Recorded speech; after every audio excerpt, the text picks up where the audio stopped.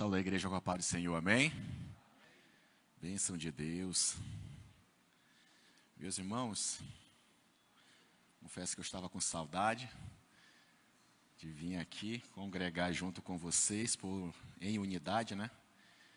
Que faltamos na quinta-feira, faltamos no domingo. Sábado nós estávamos lá na Batista Ágape de Preá.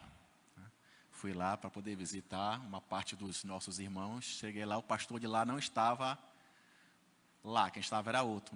O pastor deles estava com o nosso pastor em Rio Grande do Norte. Estavam passeando juntos, são amigos, né? E tive a oportunidade de conhecer ali, igreja muito abençoada, palavra muito rica. Pois bem, meus irmãos, eu gostaria de trazer uma mensagem muito reflexiva para vocês, Deus tem conversado muito em meu coração, ministrado em relação a esse tema que eu quero trazer para vocês, sobre unidade e linguagem. O que eu tenho aprendido nesses últimos tempos, nesses últimos dias, né, que essas duas bases que dão a fundamentação, que dão o norte, que dão uma sistemática para que a gente possa entender melhor e ser um servo daquele a quem nos criou. De uma forma mais completa, de uma forma mais assertiva. Acho que não estou sendo muito bem claro, porque a gente ainda não começou o estudo, mas eu gostaria que vocês abrissem as suas Bíblias em livro de Gênesis, capítulo 11. Versículo de 1 ao versículo 9. Nós vamos falar sobre a Torre de Babel.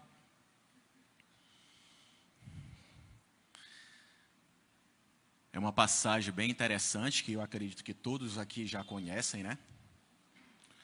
E fala sobre a desobediência e o levante daqueles homens, né? Fizeram sobre as ordens e o direcionamento que o nosso Deus deu. Gênesis capítulo 11, versículo de 1 ao versículo 9. Por favor, coloque aí que eu gostaria de ler com todos da igreja. Pronto, perfeito. Assim diz a palavra do Senhor. Em todo o mundo, as pessoas se serviam de uma mesma língua e de uma única maneira de falar. Quando os seres humanos emigraram para o Oriente, encontraram uma planície em Sinear e ali se estabeleceram. Combinaram uns com os outros: vinde, façamos tijolos e cozamo-los ao fogo. O tijolo lhe serviu de pedra e o betume de argamassa. E decidiram mais: vinde, construamos uma cidade e uma torre cuja ápice, o topo, penetre nos céus. Desta forma, nosso nome será honrado, será lembrado por todos e jamais seremos dispersos pela face da terra. O Senhor desceu para observar a cidade e a torre que os homens estavam erguendo. Então declarou o Senhor: eis que a humanidade se constituiu em um só povo, e falam todos a mesma língua, e essa construção é apenas o início de suas iniciativas. Em breve nada poderá impedi-los de realizar o que quiserem. Portanto, vinde, desçamos, confundamos a linguagem dos seres humanos, a fim de que não mais se entendam uns com os outros. E foi dessa maneira que o Senhor os espalhou dali por toda a terra, e pararam de erguer a cidade. Por isso ficou conhecido como Babel, porquanto ali o Senhor confundiu a língua de todo o mundo. E assim, desde a Babilônia, o Senhor dispersou a humanidade sobre a face da terra. Glória a Deus.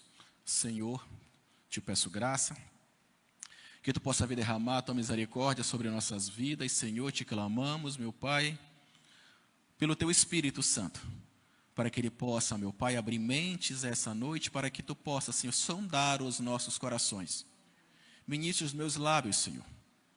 Eis aqui a minha vida, Senhor, como instrumento, Senhor. Tenha misericórdia, que tu possa vir me usar, Senhor, para abençoar os teus servos, para poder, Senhor Jesus, propagar a tua palavra, a tua vontade, meu Pai, para os teus servos. Eis aí os teus filhos, Senhor Jesus, que tu possa vir direcioná-los, que tu possa vir, Senhor, curá-los, que tu possa vir fazer deles, Senhor Jesus, como alicerce, como coluna no meio deste mundo, Senhor. Que eles possam, meu Pai, ser luz, que eles possam ser identificados, Senhor Jesus, como cristãos, como discípulos, como pessoas, meu Pai, que têm uma palavra para alimentar, para direcionar, Senhor Jesus, uma palavra de cura. Nos ensine, Senhor, nos abençoe, no nome santo de Jesus Cristo. Amém. Meus irmãos, é muito interessante essa passagem sobre a Torre de Babel, porque essa história aconteceu algumas décadas após o grande dilúvio, onde o Senhor decidiu dar um basta nas perversidades que aqueles homens vinham fazendo sobre toda a terra. E então, o Senhor, após o dilúvio, deu uma ordem a Noé: multiplicai-vos, enchei-os a terra, abençoe a terra, faça dela uma bênção, pois vocês são sobre essa terra, e elas pertencem a vocês. O tempo foi passando, pessoas foram nascendo, direções foram sendo tomadas independente da vontade e da palavra de Deus. E com isso, um certo grupo se levantou, se rebelou, por ter se lembrado do que tinha acontecido, por aquilo que eles tinham ouvido de seus pais ministrarem em suas vidas sobre o dilúvio. Então, por medida de orgulho ou vaidade, ou até mesmo por preservar a sua vida de uma maneira grosseira, eles decidiram se isolar e construir uma cidade. Construir um local onde eles pudessem interagir uns com os outros, de uma forma como eles achavam que deveriam fazer, da forma ambiciosa que eles deveriam viver. Quando a palavra do Senhor fala que o Senhor desceu para ver aquela torre, não era porque a torre era bela, era uma engenharia, era a maior engenharia que tinha sido construída pela humanidade, não era porque ela era interessante, bonita, não. É porque eles estavam direcionados de uma forma diferente do que o Senhor tinha pedido que eles andassem. Essa história nós conseguimos ver um confronto de duas formas da civilização. Uma governada por Deus e outra governada pelo orgulho humano. Eles disseram: vinde, edifiquemos para nós uma cidade, uma torre cujo topo toque aos céus, e façamos para nós um nome. O interesse deles ali era uma certa vaidade. Eles não queriam somente levantar aqueles muros e construir aquele edifício para poder se encontrar acima do mar, se acaso novamente acontecesse ali um dilúvio. Eles queriam engrandecer a si mesmo como poder, se colocar para todos como deuses, como maiorais. E a Bíblia ela relata que ali surgiu o primeiro homem poderoso na terra. Foi nessa história que Nimrod foi conhecido, e através desse conhecimento criaram até canções e frases com o seu nome. Mais para frente nós falamos um pouco mais sobre isso. Essa expressão, façamos um nome para nós mesmos, que tem lá no versículo 4, no pensamento de comportamento humano está, esta pequena frase resume toda a história. É uma história de, mesmo seguindo de uma forma paralela aquilo que o Senhor ordenou, você não está vivendo conforme Ele gostaria que você vivesse. Você está se envaidecendo naquilo que Ele direcionou que você poderia fazer. No contexto dessa história de Babel, era uma geração traumática. Lembra que décadas depois do dilúvio, eles queriam construir para si aquela segurança, entre aspas, né? Porque essa geração, ela tinha vivido décadas e tinha perdido absolutamente tudo. Então teve que ser tudo reconstruído. Então eles pensaram, nunca mais nós seremos destruídos. Pois eles não confiaram na promessa feita de Deus, por Deus a Noé. Porque o que foi que o Senhor falou para Noé? Eu nunca mais destruirei o homem novamente. Mas eles não ligaram para essa palavra. Eles não queriam nada vinda do Senhor Deus. Então eles criaram para si um projeto para controlar o seu próprio destino. Porque não era apenas engenharia, era idolatria da segurança. Quando o homem deixa de confiar em Deus, ele passa a construir sistemas para substituir Deus. Deus havia ordenado encher a terra, e eles fizeram exatamente o contrário. Construíram uma cidade para impedir a dispersão das pessoas.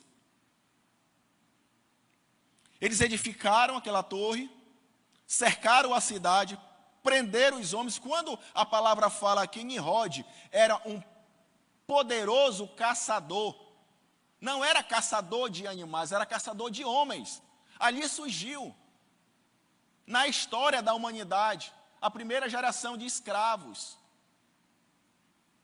Por isso que a Bíblia ressalta a relação de ele ser um maioral entre os demais que viviam em sua época.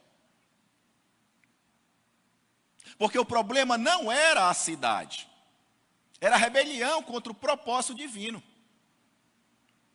Que a torre não era apenas alta. É interessante que a palavra em hebraico, ela significa, a torre, né, que é em hebraico é migdal, que significa fortaleza, monumento ao poder. Eles ali se juntaram e decidiram, vamos fazer uma fortaleza, um monumento de quem nós somos na terra. Porque nós somos poderosos. Nós somos melhores do que todos os nossos irmãos. Nós somos os maiorais. E todos eles serão subjugados pelo nosso poder. Então essa palavra de torre, no hebraico, ela nos traz uma clareza mais profunda, né? Que é monumento ao poder, fortaleza. É interessante que tem até provas disso até hoje, né? Na história da Mesopotâmia, né? Os zigurates, que até hoje é encontrado, né? Que eram torres que eles faziam, mas essas torres eram para adorar os seus deuses. Ou seja, quando maior fosse o prédio, mais próximo eles estariam dos seus deuses. Que no caso, quando eles construíram, eles se levantavam como deuses e davam o próprio nome daqueles zigurates, se colocando como o próprio Deus. Porque essas torres não serviam para alcançar o céu fisicamente. Eram templos religiosos. Seu objetivo era trazer os deuses para o centro da cidade. Por isso, muitos estudiosos judeus acreditam que Babel era um gigantesco centro de idolatria. E eles pensaram, façamos um nome. Na Bíblia, todos os grandes nomes foi Deus que deu. Por exemplo, Abrão, Deus colocou como Abraão. Jacó, como Israel. Os irmãos sabem disso. Porque nome significa identidade. Por muitas das vezes, ou maioria das vezes, nós recebemos o nome dos nossos pais. Só que a Bíblia ela é mais interessante, né? Naquele período, os pais já colocavam o nome baseado, quase como uma profecia do que seria quando fosse adulto, né? E eles davam o nome baseado no momento vigente daquela criança estava nascendo, igual Jacó, né? Aquele que segura no calcanhar. Porque quando ele nasceu, ele se atracou nas pernas do seu irmão. Esaú, porque ele era mais avermelhado, né? Então, nome significa identidade. Todas as vezes quando alguém olhar para você, quando se lembrar do seu nome, se lembrar da pessoa que você é, ele vai associar aquela imagem que ele construiu baseado na sua identidade. E lembrando que a história da Torre de Babel foi uma guerra de civilização entre homens de Deus e os homens orgulhosos. Os homens orgulhosos, eles queriam fazer para si que o seu nome fosse exaltado. Eles queriam construir uma identidade forte em relação ao seu nome para que pudesse ser lembrado para toda a eternidade. Eles disseram, nós mesmos construiremos nossa identidade. Este é o primeiro grande projeto humanista da história. Quem liderava Babel? A Bíblia aponta que era Nimrod, né?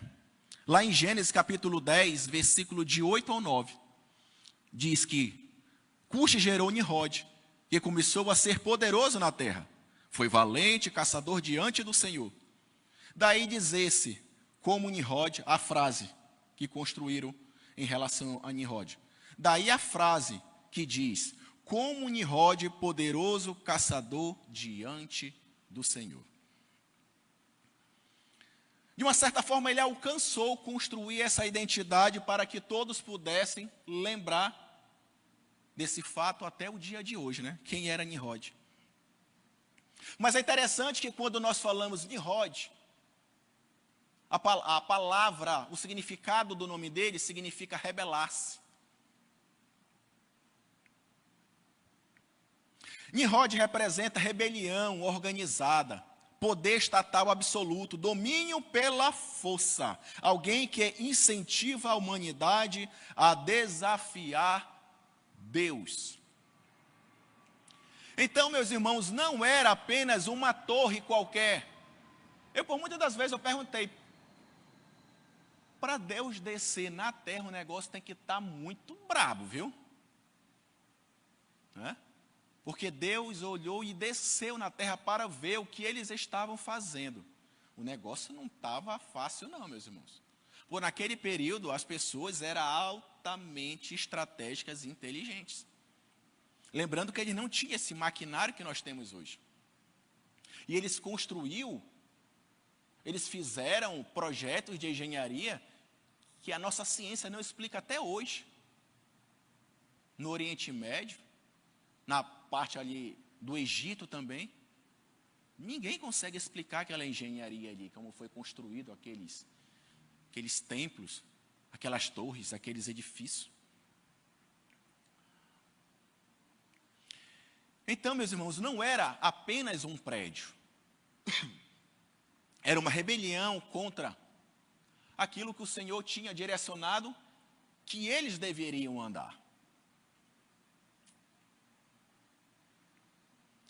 O Senhor queria que eles vivessem conforme a sua vontade. Mas se levantou um líder e subjugou a todos. Porque eles pretendiam declarar independência total de Deus.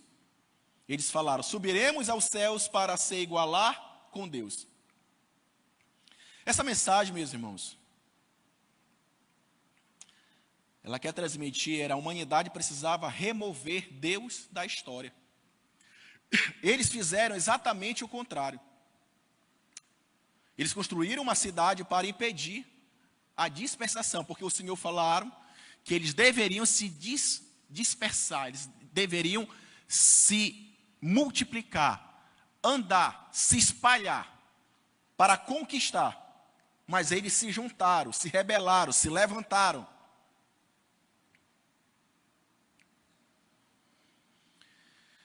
Glória a Deus. É interessante, meus irmãos, que quando Deus ele foi olhar o que estava acontecendo, Deus ele falou que a linguagem que eles tinham era única, né? Todos tinham só uma língua. Na história, isso significa muito mais que falar. Eu sou um apreciador da neurolinguística. Eu gosto muito desta área. E essa parte da linguística, ela representa muito mais do que isso que vocês estão apenas ouvindo. A linguagem, ela tem o poder de despertar neurotransmissores na cabecinha de cada um de vocês. Por isso que depende muito do que eu estou falando, baseado na minha pronúncia, na minha interpretação, no tom da minha voz, vocês vão sentir tipos de emoções.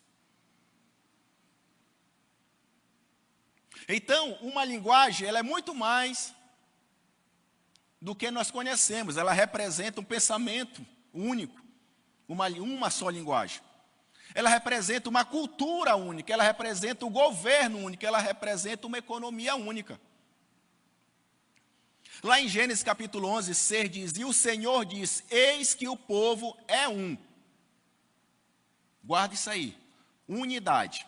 E todos têm a mesma língua. Isso é apenas o começo, agora não haverá restrição. Não haverá restrição para tudo o que planejam fazer. Vocês estão compreendendo a grandeza desse versículo, meus irmãos? Deus, Ele está ressaltando, irmão tirou, Ele está ressaltando aqui, que aquele povo tem uma só linguagem. E é um só povo. Unidade e linguagem. E o Senhor decidiu confundir isso. Por quê? Porque tudo na nossa vida, ela se baseia em unidade, meus irmãos.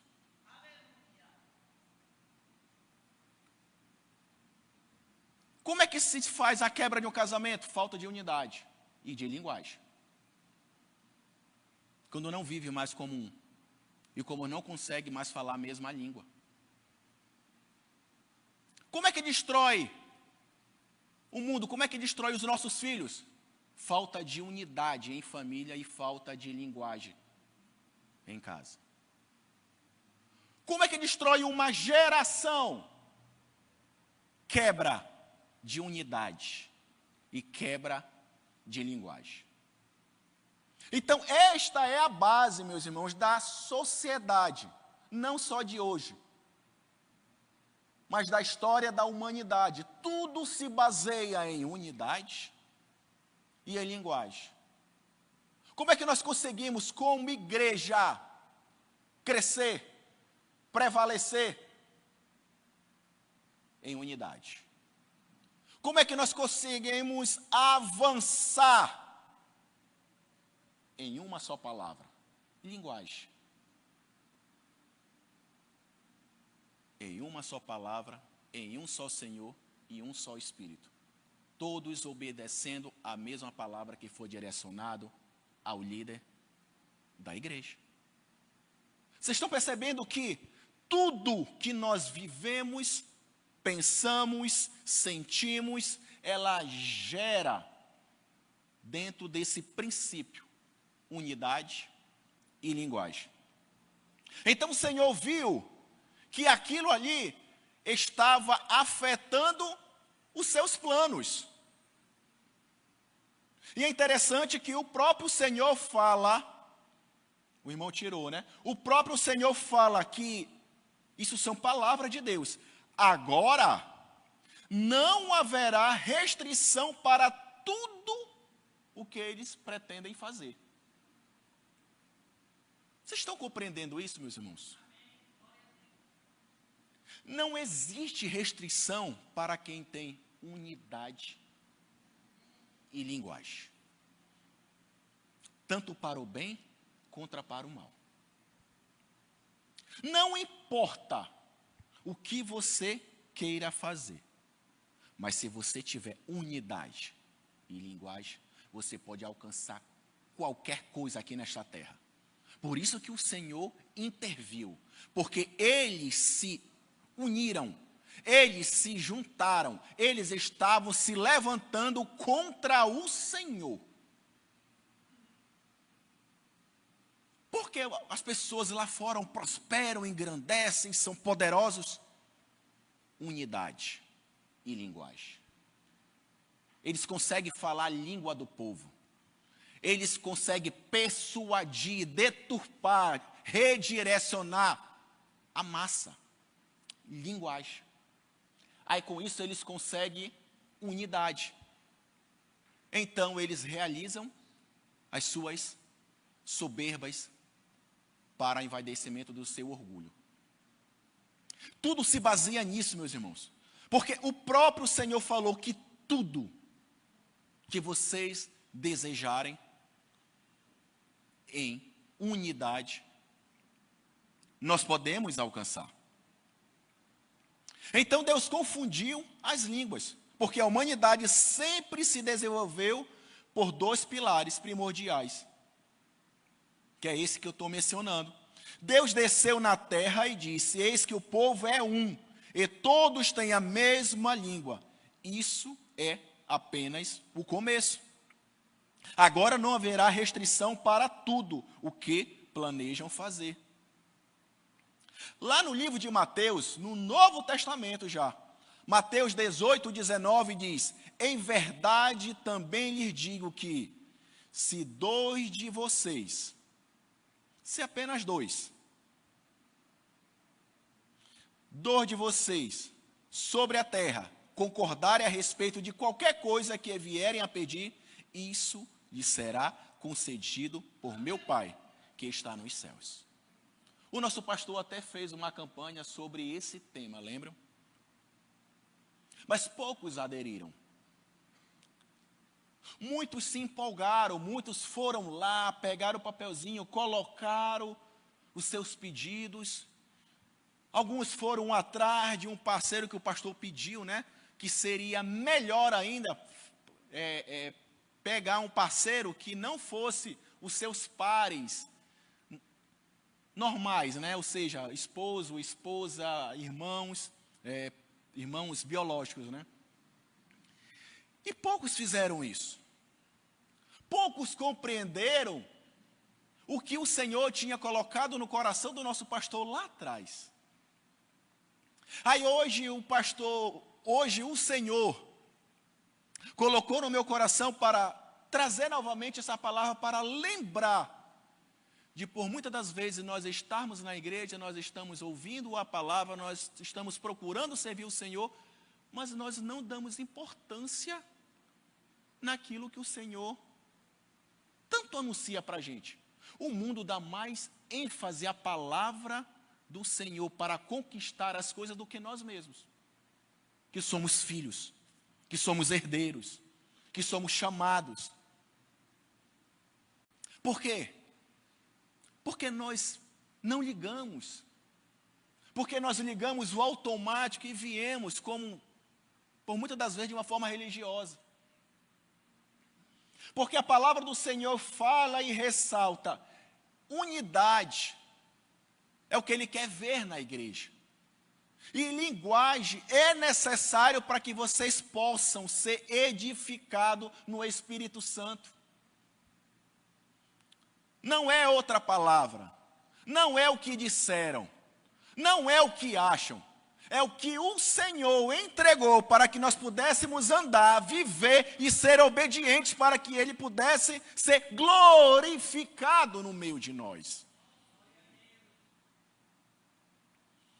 Então, se dois se reunir sobre a terra, aqui não está falando que precisa ser cristão, aqui não está falando que precisa ser servo, aqui não está falando de nada disso. Só está falando que duas pessoas se unirem e falarem a mesma coisa, isso é certeza, meus irmãos, porque é uma lei do Senhor, isso é lei para a humanidade. E Mateus 18, 20 diz, porque onde estiverem 2 ou 3 reunidos em meu nome, ali estou no meio deles. Aqui é para nós. Aqui está falando da graça sendo derramada sobre nossas vidas. Aqui está falando que todas as vezes que nós nos reunirmos em 2 ou 3 é suficiente. Aqui já está maravilhoso, porque já tem mais de 2 ou 3, mais de 10, mais de 20. Mas não é só se juntar.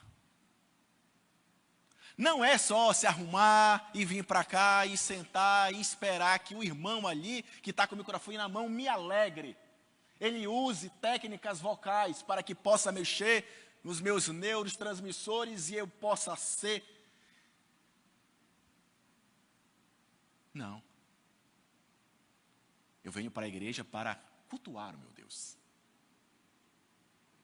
Eu venho para a igreja para poder, juntamente com a minha esposa e o meu filho, que é mais consciente, o Gabriel, já somos 3. Eu em casa já conseguiria fazer um culto, mas não. É muito melhor aqui. Esse local onde o Senhor escolheu como casa de oração. Essa congregação que Deus levantou para que nós pudéssemos adorar o nome dEle. Onde o Senhor nos direcionou para que pudéssemos viver em alegria, mas não somente procurando prazeres, mas sim procurando unidade, e todos nós vivermos somente uma linguagem. É a linguagem que o Senhor colocou no coração do pastor Laércio lá atrás.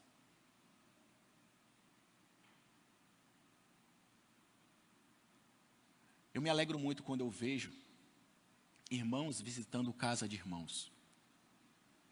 Irmãos indo na casa de outro orar pelos outros irmãos. Unidade e linguagem, meus irmãos. Porque a palavra do Senhor fala, onde tiver 2 ou 3 reunidos, Ele estará lá. Porque o nome dEle está sendo glorificado. E em Filipenses capítulo 4, versículo 13 diz, tudo posso naquele que me fortalece. Por muitas das vezes nós ouvimos mais a nossa razão do que a voz do Espírito Santo. Quantas das vezes eu já me percebi, eu já me observei, eu já notei, eu esmorecido, eu triste, eu fraco, debilitado, desacreditado. Porque a palavra, ela me garante que tudo é possível ao que crê. Tudo eu posso. Não tem aqui especificações. A questão é, aonde está o meu pensamento? Está na palavra de Deus ou está em outro líder? Vaidoso, orgulhoso, humanista, Nimrod, aquele que rebela-se. Onde estão os nossos ouvidos? Porque por muitas das vezes nós estamos dentro da igreja, mas nós estamos dando mais ênfase a um certo blogueirinho aí, a um certo influencer, como se chama hoje, um líder espiritual de uma internet. Precisamos, meus irmãos, observar aquilo que nós temos nos alimentado. Como eu mencionei anteriormente, não é somente a presença. A presença, ela é um dos processos. O que vale também é a intensidade, é o coração. Aonde está o meu pensamento? Onde eu estou voltado? É interessante que a psicologia, ela fala, né, em relação aos gostos, do consciente e do inconsciente. Que quando as pessoas, para onde direciona os seus pés, ali está o seu direcionamento da sua vontade naquele momento. Por exemplo, se tem alguém conversando com você, mas ele está virado, que não é na sua direção, é porque ele está querendo sair da sua presença. Isso é psicologia. Então, quantas vezes nós já viemos aqui sem estar com o nosso coração aqui? Nosso coração voltado para o Senhor. Vocês estão me entendendo? Amém? Amém, meus irmãos? Estão dormindo? É interessante que a palavra diz, eles disseram, né? Construiremos uma torre que alcance os céus. A vaidade deles era tanta que eles construíram cada vez mais alto para alcançar e para que o Senhor pudesse vê-los de uma forma simbológica, é lógico. O Senhor fala que ele teve que descer.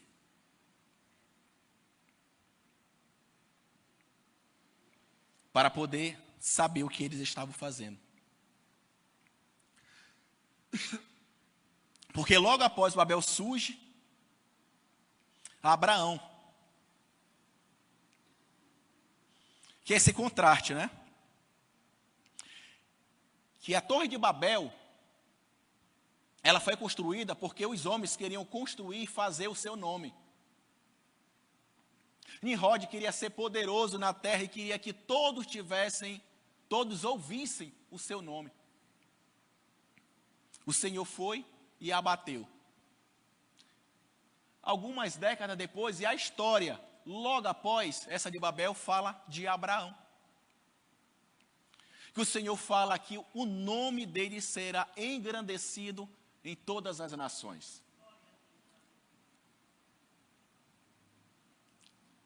Porque ele foi obediente, ele foi servo, ele foi temente. Ele abriu mão de toda a sua cultura, de todos os prazeres momentâneos, para poder entender por fé aquilo que o Senhor tinha anunciado para ele.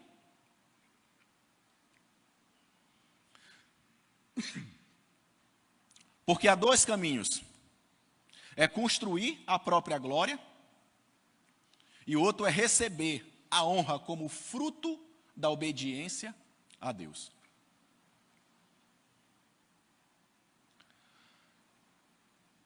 Você está construindo a sua própria glória, meu irmão?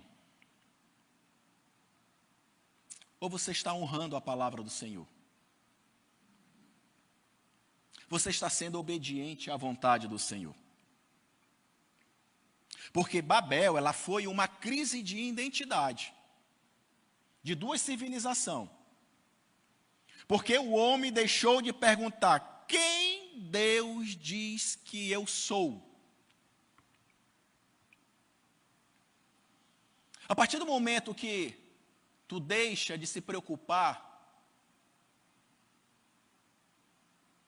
daquilo que o teu Deus, que é também o teu Pai, pensa sobre ti, tu se distancia do Senhor, tu se envaidece. Tu acha que tu consegue, ou tu vai alcançar, ou tu crescerá pelas tuas próprias forças. A partir do momento que o homem deixou de perguntar quem Deus diz que eu sou e passar a perguntar como posso ser grande, essa mudança de foco é vista como a raiz da idolatria. Podemos também fazer um paralelo entre Babel e o evento do Pentecoste, lá em Atos capítulo 2.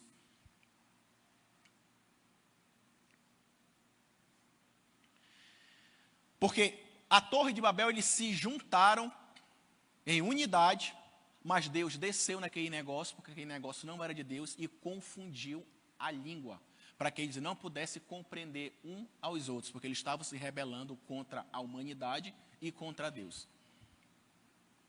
E em Pentecoste, no Novo Testamento, lá em Atos capítulo 2, as pessoas falavam línguas distintas, localidades diferentes, países longínquos um do outro. Mas Deus desceu. E Deus fez que aquele povo que estava ali reunido pudesse falar e que todos pudessem entender uma só língua, que nós chamamos da língua do Espírito Santo, a língua dos anjos. Então, meus irmãos, não é a unidade somente, não é a linguagem somente, é o propósito que nós colocamos em nossos corações, é a vontade do Senhor em nossas vidas, é a obediência daquilo que o Senhor tem nos direcionado para poder viver aqui na terra. Amém? Eu gostaria de chamar o nosso irmão Edísio.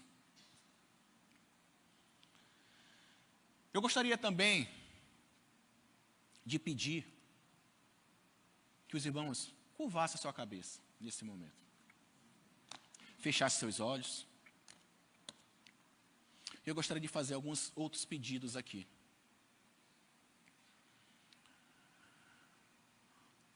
Eu gostaria de perguntar se porventura alguém está distanciado, alguém não está mais fazendo parte dessa unidade, que é a igreja do Senhor. E você sente no coração, neste momento, esse desejo de voltar para a casa do Pai. Eu gostaria de anunciar para você para não se preocupar com nenhum tipo de julgamento. Porque o maior interesse aqui é do Pai, que você volte nesse momento. O Pai te espera com alegria, com sandálias novas, com roupas novas. O sangue do Senhor Jesus tem o poder de perdoar todos os teus pecados. Tudo aquilo que você fez desse período que se distanciou, o Senhor tem o poder de perdoar. Então, se você sentir no coração de aceitar a Jesus, vem aqui na frente. Porque é necessário, meus irmãos, que seja público. É necessário que todos possam ver que você está reconhecendo o caminho que você estava era diferente daquilo que o Senhor tem planejado para a tua vida. Pois Ele tem projetos maravilhosos para você. Tem coisas inimagináveis a cumprir e realizar na tua vida. Só que para que isso possa vir a acontecer, você precisa dar esse passo. Voltar para o Pai. Voltar para a unidade. Viver da maneira que o Senhor quer que tu viva. O meu terceiro convite é para aquele que está fraquinho na fé. É aquele que está precisando de oração, pois não está tendo mais forças para caminhar e acha que está sozinho.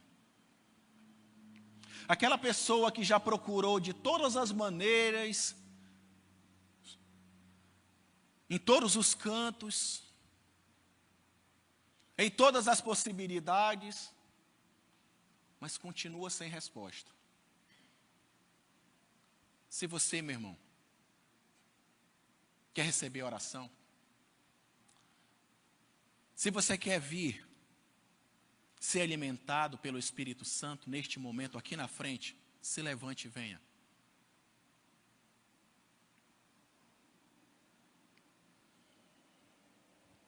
Porque eu gostaria que vocês compreendessem que tudo depende de um passo que nós damos em direção ao Senhor. Nada pode acontecer de diferente em nossas vidas, física, espiritual, material, se nós não sairmos desse local que nós estamos e não der esse primeiro passo. Não, irmão Augusto, mas eu estou assim, tão desligado. Faz tempo que eu não sinto a presença do Espírito Santo. Faz anos que eu não falo em línguas. Faz tanto tempo que eu não sinto esse fervor no meu coração da presença dEle. Essa é a oportunidade, meu irmão. É porque você está numa zona de conforto, onde você acha que está certo. E o Senhor está pedindo nesse momento. O primeiro passo é você que tem que dar. Do segundo em diante você vai dar comigo, lado a lado, eu segurando na tua mão e te dando força, te fortalecendo e te enchendo pela presença do Espírito Santo.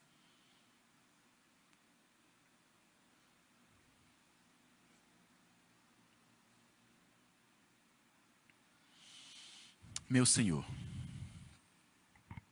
muito obrigado, meu Deus, por tuas palavras. Muito obrigado, Senhor Jesus, pela vida dos meus irmãos que aqui se apresentaram ao Senhor de uma forma sincera. De uma forma, Senhor Jesus, que só o Senhor conhece. Alguns aqui, Senhor Jesus, estão fraquinhos, meu Pai. Alguns aqui, Senhor Jesus, acham, Senhor Jesus, que Tu esqueceu deles, Senhor. Aleluia.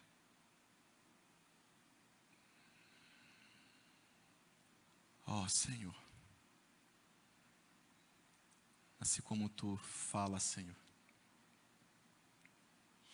assim como Tu opera, meu Deus, assim como Tu move, Senhor Jesus, em todo tipo de circunstância, meu Pai,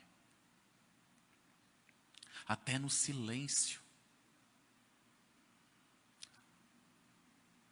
até, Senhor Jesus, nesse momento que muitos, Senhor Jesus, não conseguem nem mesmo dar um glória, Senhor Jesus, te adorar da forma como Tu deves, Senhor.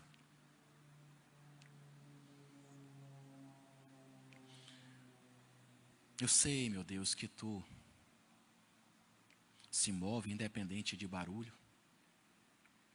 Sabemos, Senhor Jesus, que Tu opera, meu Deus, independentemente, Senhor Jesus, ou circunstâncias de decisões, porque Tu faz como Tu quer, a hora que Tu quer e da maneira que Tu quer, Senhor.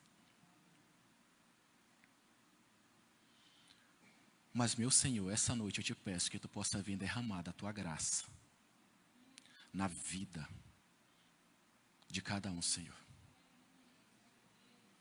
E que essa graça, Senhor Jesus, que está sendo derramada, meu Pai, neste momento, meu Pai, possa ser sentida, Senhor, por aquele que estão sendo, Senhor Jesus, alimentados pela presença, meu Pai, desta graça.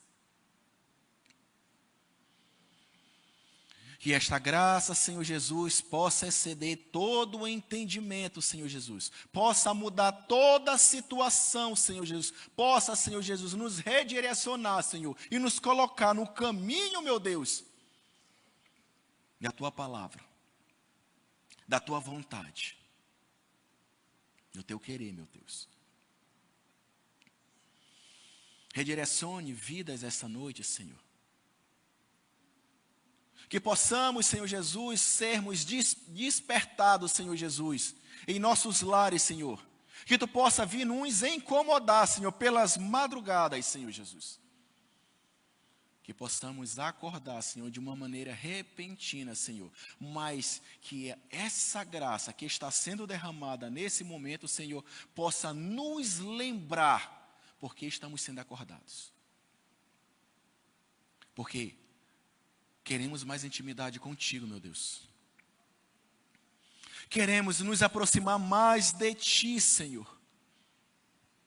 Queremos ouvir a Tua voz, Senhor Jesus, assim como eu estou ouvindo a minha voz, Senhor. Ó Senhor Jesus. Eu te peço também nesse momento para aqueles que estão orando, Senhor, por uma cura Tua, Pai. Que Tu possa visitar nesta noite, Senhor Jesus, esta vida que está solicitando, Senhor, está clamando, Senhor, está pedindo, meu Pai, a Tua visita. Toca, Pai. Toca nessa vida. Nessa vida, Senhor, que aceitou o Senhor Jesus como seu Salvador.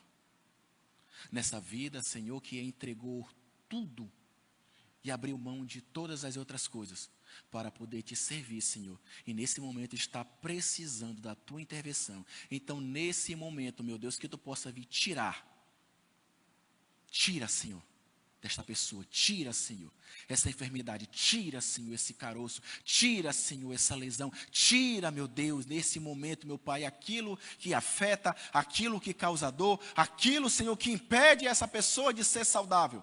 Tira, Senhor, nesse momento, em nome de Jesus Cristo. E que o Teu sangue possa vir limpar, Senhor.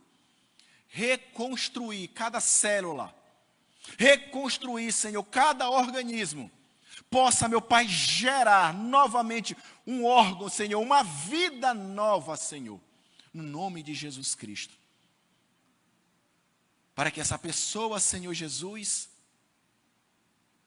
nos próximos cultos, possa vir testemunhar, Senhor, aquilo que Tu fez.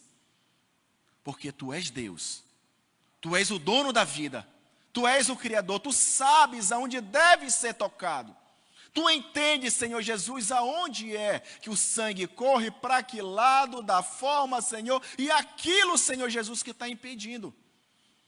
Então que Tu possa vir, Senhor Jesus, operar nessas vidas, que clama, Senhor, pelo Teu nome. Cura. Cura, Senhor. Cura, Senhor Jesus. Cura, meu Deus. Cura, Senhor, todo o enfermo nesta noite, no nome santo de Jesus Cristo. E que todos possam ser limpos, restaurados, Senhor, vivificados em Ti, meu Deus. A Ti te damos honra e glória e louvor. No nome santo de Jesus Cristo. Amém. E louvado seja